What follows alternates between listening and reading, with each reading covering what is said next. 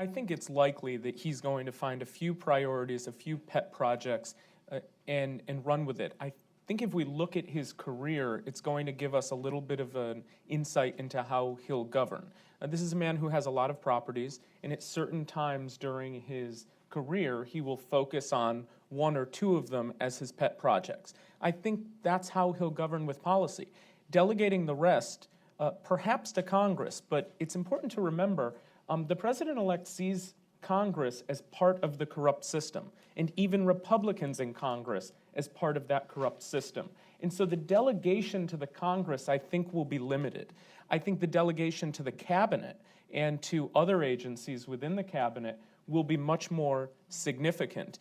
And we'll see someone as president who is constantly looking for some sort of metric of success, of winning, if you will. And you know, one of the most remarkable things about President Obama's first term was cabinet stability. He actually had the most stable cabinet since Franklin Pierce in his first term.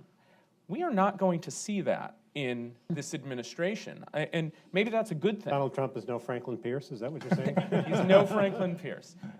But we're going to see something different. We're going to see cabinet secretaries, agency heads, and others really held accountable for failures, for failing to live up to the expectations that the president-elect sets. And I wouldn't be surprised if there was a lot of your fireds along the way trying to achieve what he wants to achieve, even if it's not something he's chasing after as a specific policy. If he doesn't think it's a win, then it's a loss, and that person's gone. And so you might see a lot of appointee turnover early on in the administration and perhaps sustained through the administration because of that delegation.